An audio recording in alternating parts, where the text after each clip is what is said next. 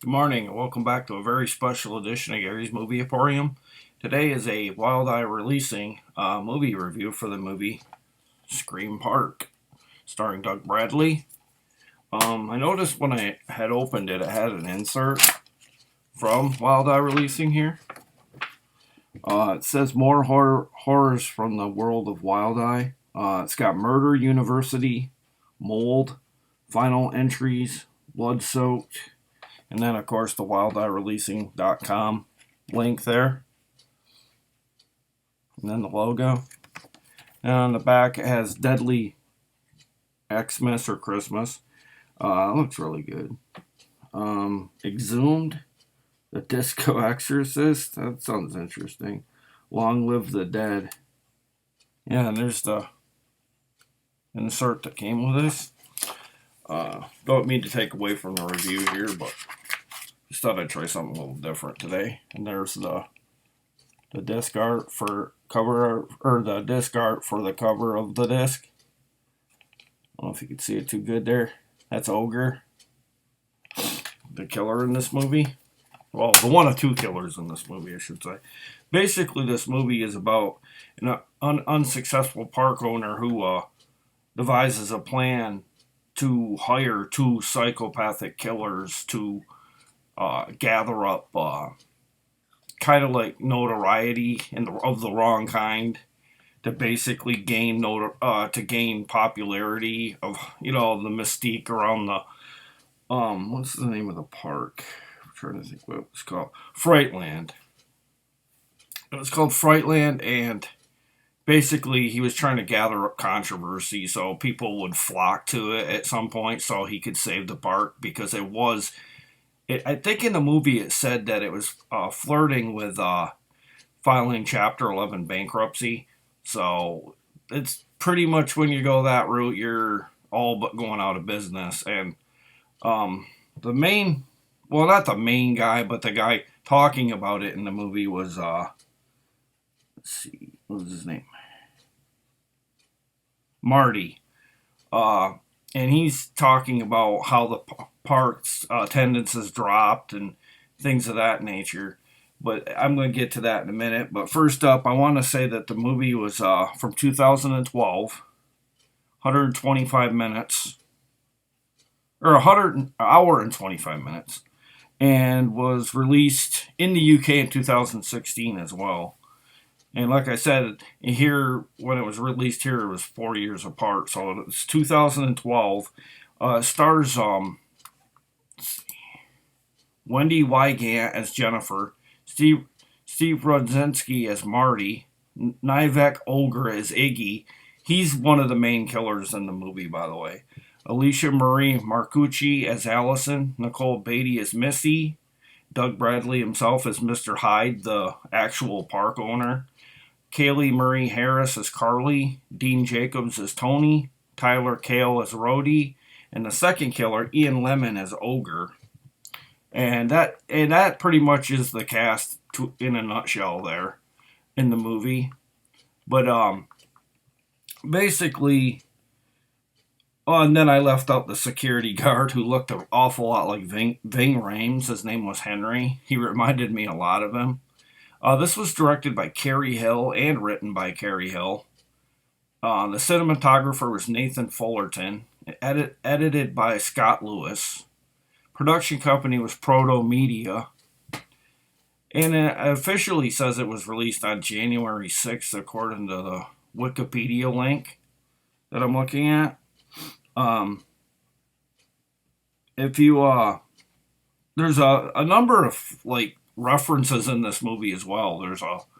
In the beginning, the security guard's watching a monitor, but he's got the TV on beside him and he's watching Night of the Living Dead, which I thought was really cool.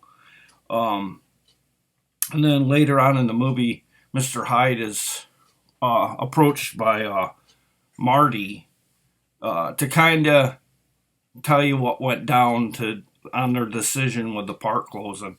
There's a nod to Hellraiser from 1987 in there.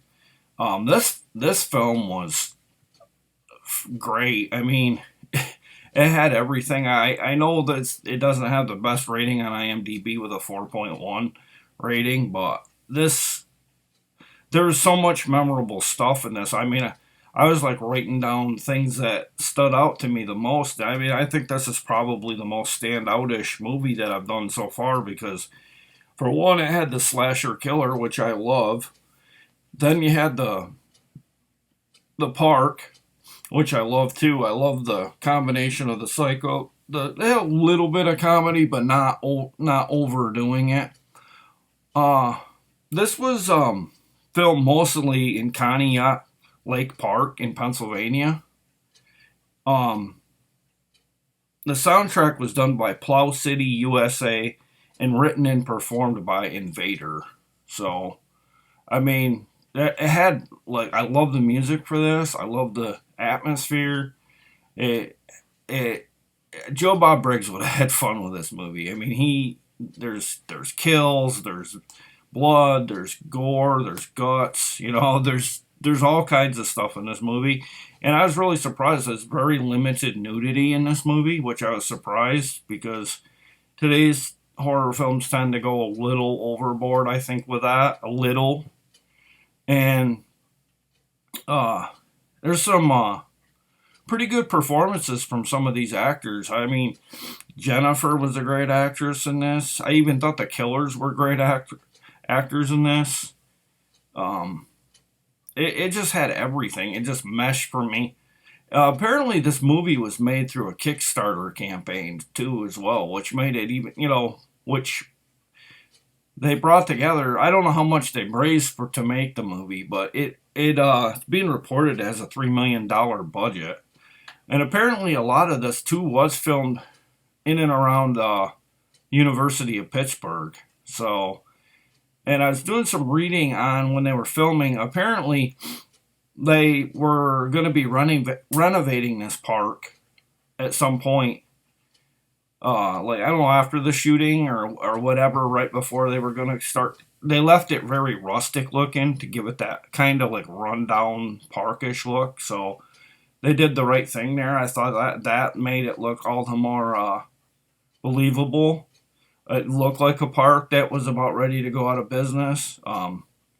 It looked, the staff looked all lethargic. There's a case of Jennifer giving a stuffed animal that was probably pretty pricey for the park, and I understood her reason for doing so because some of these people have been coming to this park for years, and it just was good to see somebody in a horror film, like try to reach out to somebody like that to give them a present, or a prize in their game, even though they know the park's going out of business. And you don't see that very much at any fun park. If you lose, you lose, And I really had fun with this one. I would definitely give this 2 thumbs up.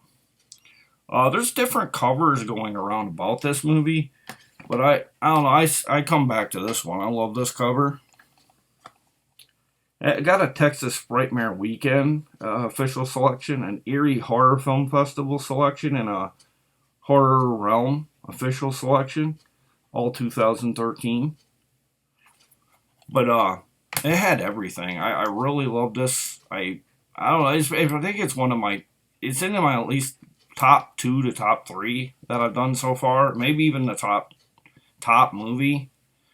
It's hard to know where it stands because there are elements of things. I just love this so much. It was done in the 80s theme, and I love the music that they had in this throughout. And apparently, Ain't It Cool News stated that Scream Park felt familiar to similar films in the genre, but that I guess they give it praise more or less that it basically attained everything that the 80s horror slasher films, set out to do, and it definitely gave me that throwback feel to when I used to go to Saturday matinee to DVD and well, at the time it was just DVDs and VHS tapes. A place where you could go get DVDs and VHS tapes, and if I saw something that was remotely a slasher in this film, I'd buy it. And anyway, it had that really throwback feel to it. I really liked it, and I'm very proud to put that in my slasher section of my library. I would give this movie probably, I think I said 4.1 from IMDb, but I had fun with it. I'm going to say I'll probably put it somewhere. I'm not going to go all the way to an 8, but I'd go about 7.5, somewhere around there. And I'd give it 2 very enthusiastic thumbs up. And that's pretty much all I got on this one.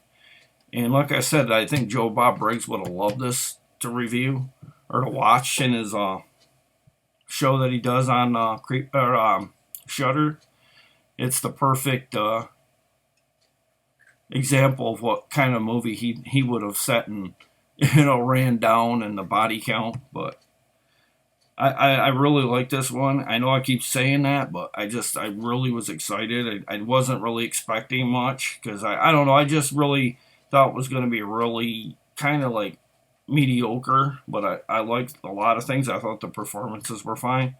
But that's my review, and I hope this one gets a sequel because I really had fun with this one. I know it's gotten better ratings than some of the ones that I've rated, but that doesn't always mean anything. But I'd like to thank you all for watching my reviews, and please share, like, and subscribe. Leave any comments below. Take care, guys, and I'll see you in the next review. Bye.